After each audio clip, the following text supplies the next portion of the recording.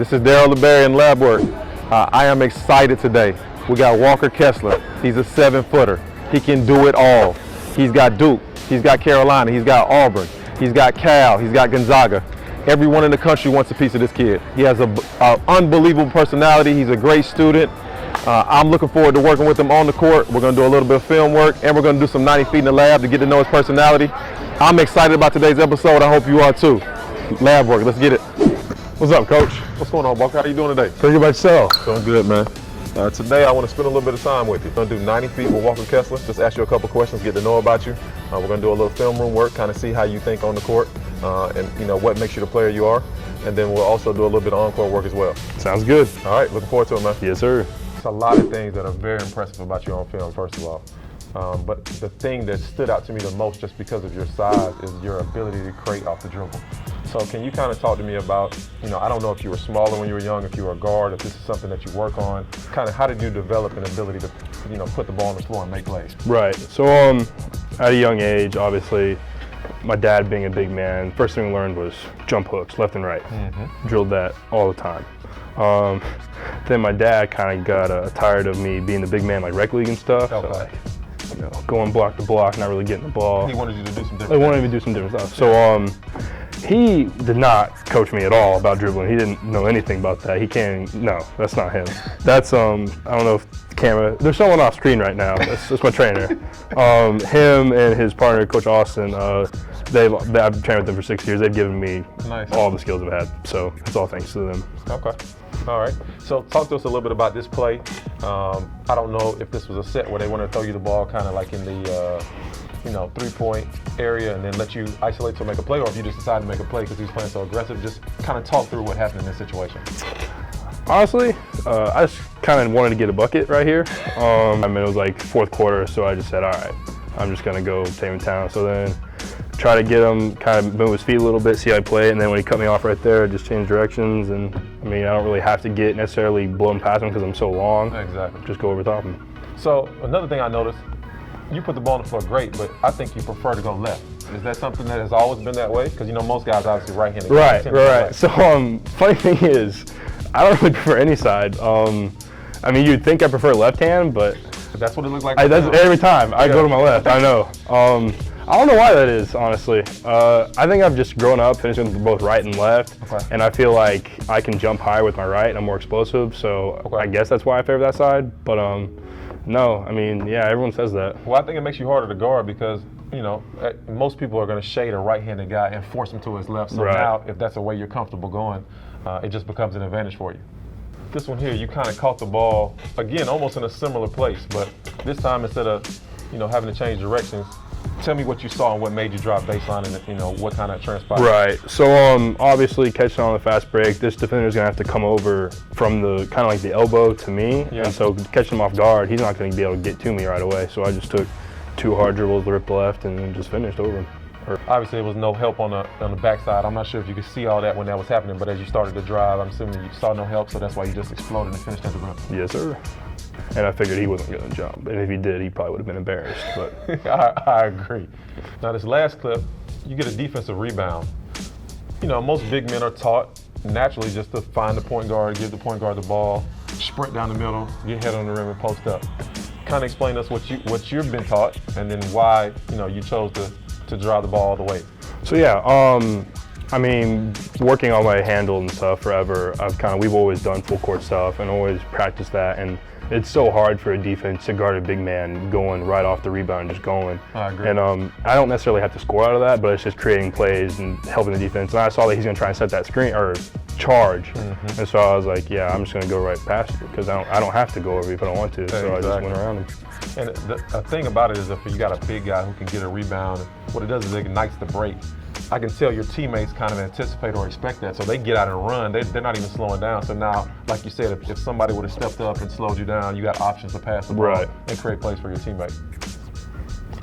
Not a whole lot of guys can do that. That's a big time play. Appreciate it. Now we're going to go into your block shot. So a couple things, and I'll be interested to see what your thoughts are.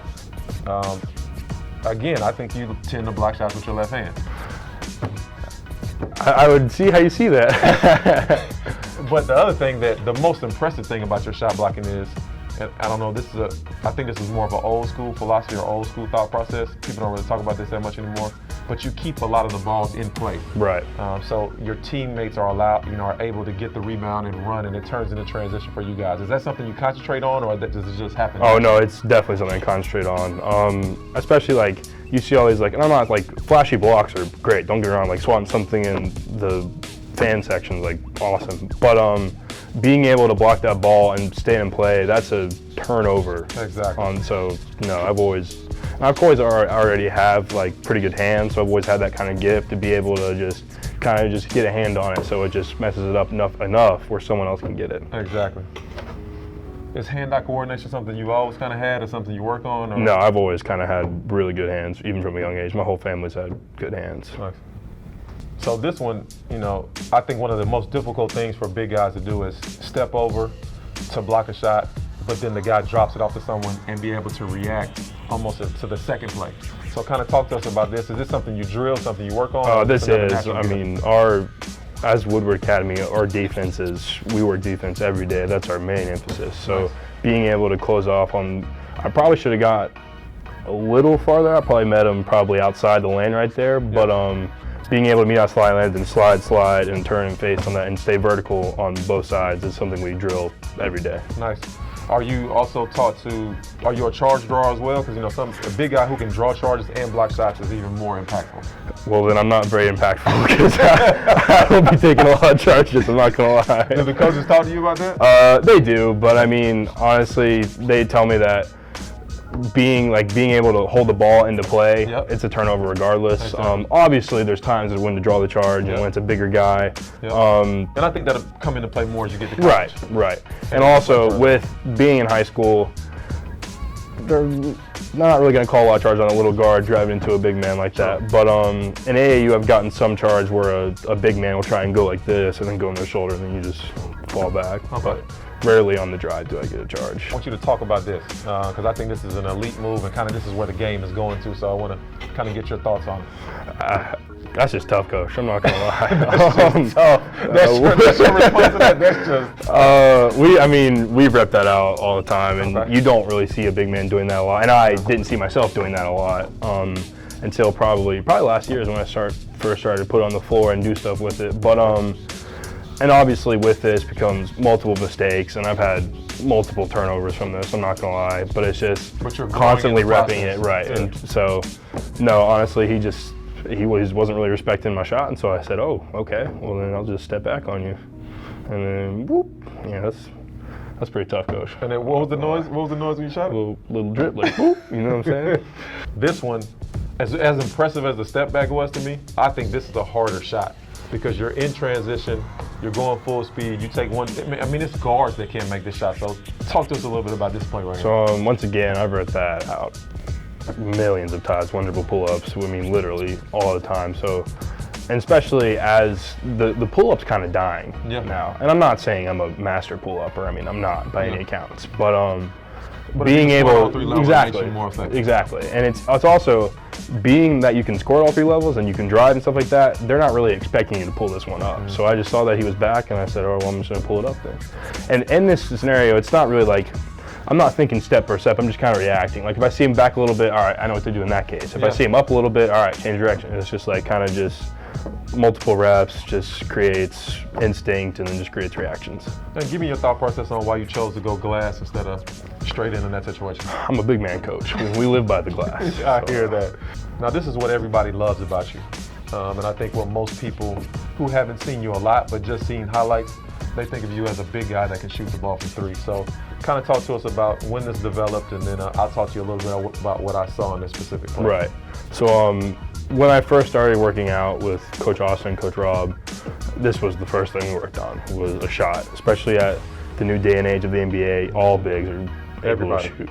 Everyone is able to shoot. So, we worked on that forever. We're still working on it. We work on it all the time. That's honestly what we work on more than anything is my shot. Okay. But no, just getting that form down, having consistency with your shot. Even if it doesn't go in, if it feels right and it flows right, it's going to be online. It's going to have a chance of either someone else scoring off of it from a rebound that's going straight up, because it's not going to go off the side because it's not going left or right. Exactly. So yeah, we've always worked on that. And it just creates spacing for your guards who can make plays off the dribble. Right. Because what I saw right here is a situation where the big, you want to make it in a situation where the big feels uncomfortable. He has to stay a little bit with the guard. But he's also worried about you too, so that opens up the court for him to drive and make situations. Right. One thing advice I would give to you in this situation is don't get so skinny on your screen. Right. Get bigger, get wider. Bigger hips, bigger. Yeah, because right. if you hit the guard and slow him down it forces your big man, your defender, to stay with the guard longer. Right. Which gives you an even easier shot. Easier shot. Yeah. Now this next one I think showed a lot of versatility by you. First thing is you catch the ball, shot fake, one dribble, unselfishly give it up, but then you stay spaced and make it three. So kind of talk to us about if this is something that you drill, or just in general, why this makes you such an effective player. So the reason why that's effective for me isn't just because of me, because that's my boy Will Bimmo, and he is a knockdown shooter. If he gets an open look, 80% of the time it's going down. Okay. So that's why it works so well, because they knew that they had to get out on that, and I knew right away that they're coming to me. I was like, all right, y'all come to me, I'm going to kick this to Will, and then Will was smart enough to not shoot that one because they're closed out, but drive and kick it out. So just unselfish, good basketball. Very. All right, so this one right here, it's a minute 30 in the game. Game is tied. Conventional wisdom says a 7-foot guy should run to the block and try to get the closest thing to the basket. Explain to us kind of how you're not conventional, you're more fitting into today's era of game, and why this is a good shot for you and your team. It's open, and I know that I've ripped that shot out more than a lot of people, so I know if I'm open, I'm shooting it every time, regardless of what the score is, regardless of what time it is. It's an open shot. Now, another thing that stood out is your ability to run the court for a big guy and create separation away from your defenders. And also finish moving quickly. So kind of talk to us about, I'm assuming this is something you rep out as well, but how you think this helps you and how this helps your team as well. Right, so I've always kind of had a pretty good, not a leaper, I'm not gonna lie, can't jump very well, but I've always been able to run very well. I ran a little bit of track in elementary school. I don't know if it really counts, but it counts. Running track, sure, it counts. But so I ran a little bit in elementary, but I've always effort and stuff. You can always control that, and you can get so many easy buckets, especially as a big man running the floor. Mm-hmm. So I've always emphasized running. This is a great pass by your guard. So I'm assuming that Mike Whitmore, he's an unbelievable guard. And they expect you to run, so they're looking for you. They know how to throw the ball. Oh yeah, he'll get on me if I don't run one time. Don't worry. And this is something that's going to benefit you moving forward in college and even beyond. Bigs that can run are, very valuable. Now this one is first of all, another thing is you got great hands, because this is a harder catch, and then you're able to absorb the contact and finish. Kind of talk to us about, finishing through contact, and, do you work on catching the ball in crowds, or is that just something that you kind of naturally will get? I don't really work on catching in crowds. That's kind of always just been something I've been good at. But we definitely have worked on finishing through contact. Even there, that was kind of fell over like a piece of pine straw. But you made the shot. But still made the shot. No. But Rob, Austin, they've always had football pads. Just banging on me and stuff like that. And you just gotta go through it. And what I've been pretty good at has always been able to switch hands. So I was gonna shoot my left hand in this case, but since I got shoved a little bit out of bounds, I go with my right because I know it was in the basket, so I go like that. So. I think the last thing we got a couple post-up plays. So as I'm watching, first of all, I think you do a terrific job ducking in, so you've been well coached and well taught in those situations. You get big, you get wide. I personally think, and I'll be interested to see what you think, that you prefer to turn over your left shoulder into a right hand, either jump hook or jump shot, which is natural. So kind of talk to me about that, and if you're, looking forward to developing somewhat of a counter as you move forward, because as you get to college, as you know, you're going to be scouted. Oh, no doubt. To take away what your strengths are. No doubt. So I feel like especially this summer and this year, I've worked pretty hard in the post, and now I have a lot of counters. And actually, right now, I probably favor going over my right shoulder, which is kind of funny. But which is harder to guard too. It is harder to guard, and people aren't expecting it at all, which is, it helps. It makes the shot easier. So I agree. Same thing right here.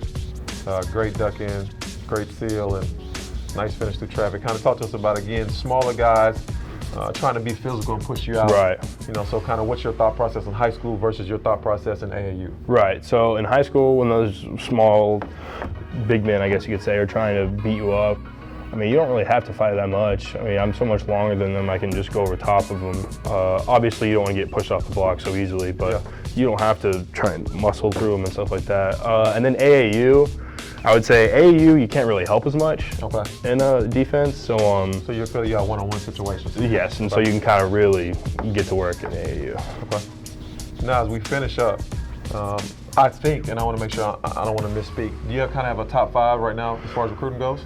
Top 6. Well, yeah, top 6. Talk to us about your top 6 and then kind of what you think are going to be determining factors without obviously giving us a hint on what you're leaning towards. So obviously playing style is huge. Not being stuck in a box as a big man, but being on the perimeter and in the block, because I don't want to be just on the perimeter and I don't want to be just in the block, but being able to play at all 3 levels. Right, exactly. Number 2, a coaching staff. Not only a great head coach, but the whole coaching staff working together and trying to accomplish a goal, and not just a one-man show. What else? Academics are very important to me. So I do want, because you never know, basketball can be taken away from you like that. Injury. I mean, knock on wood, obviously, but no, being able to have that background or backup plan just in case is don't put all your eggs in one basket. Exactly. And then proximity is a concern for me, just because I am a homebody. Like I enjoy my home, I enjoy my family, I enjoy time being with my family and friends. Obviously, it's not a limiting factor, because I am looking at Gonzaga and I am looking at Cal, which are on opposite sides of the country, and I still am considering those schools. But that, I guess that would be that is a thing for me. Okay. We got 90 feet in the lab with Walker Kessler. First question for you. What's in your playlist right now?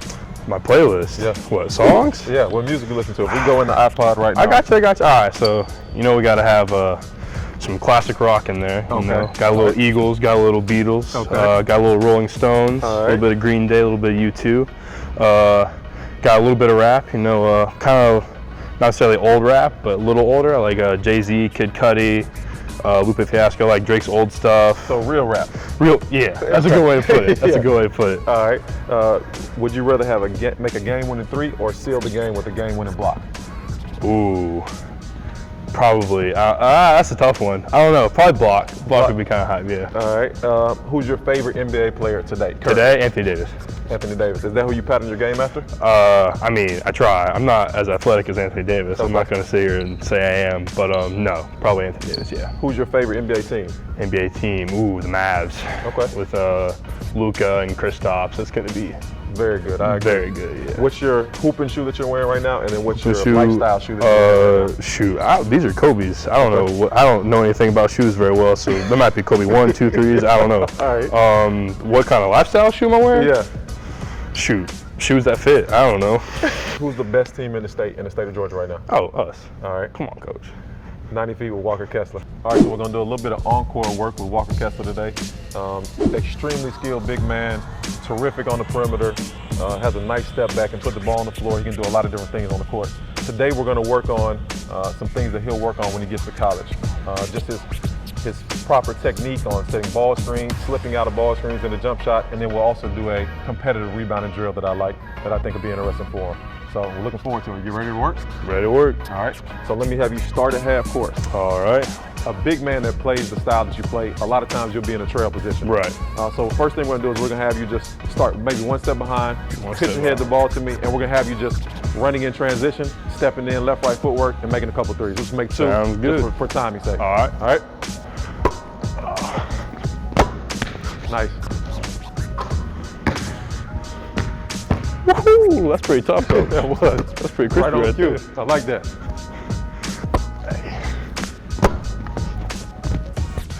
Woohoo! Come on, coach. That's tough right there. That is tough. All right, so now after you made a couple, the defense is obviously going to adjust. Right. So we're going to assume now that the defender takes away that 3. Instead of going into a shot fake, one dribbling thing, we're going to have you go into a dribble handoff. So I want you to catch left, right footwork into your shot fake, defense takes it away. Then I want you to immediately come into a dribble handoff with me, handing the ball off, spacing out to the wing or the corner for 3, whichever one you're more comfortable with. Yes, sir. All right. Hey. Pop right here. Nice. That's left. All right, round 2.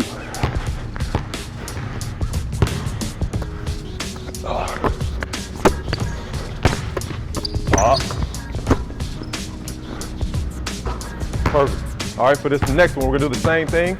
Instead of opening up, after you do the dribble handoff, I want you to dribble handoff and run out of it, and now right, left footwork into it. Yes, sir. All right.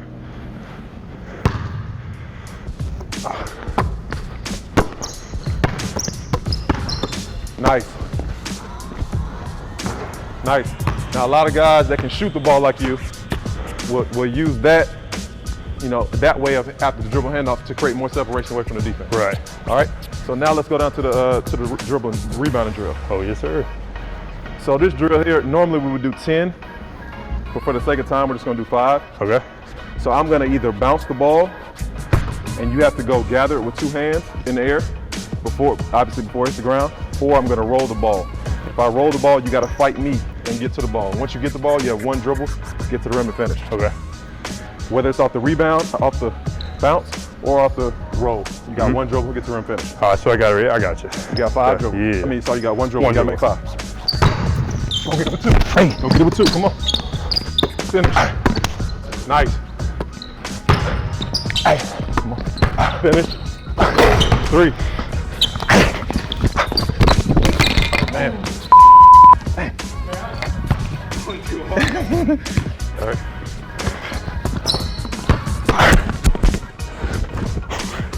We good? That's some good reflexes right there. 5. All right, great job today. Like I said, normally we would go to 10. Walker really got after it. Great kid, way to come in and work hard. I really Probably appreciate getting a sweat, Coach. I'm getting a sweat. That's a little bit of a workout. So Walker, I appreciate you spending a little time with me today. We've had a terrific day. I wanted in appreciation, I wanted to give you a shirt. It's got LaBWork on the front of it. On the back of it, we got the Woodward Academy sign on the right back. there. So please play in that. Appreciate it, yes, Repost sir. that for her. Appreciate it. Appreciate it, Coach. No problem. Thank you. I'm Walker Kessler, and you're watching LaBWork.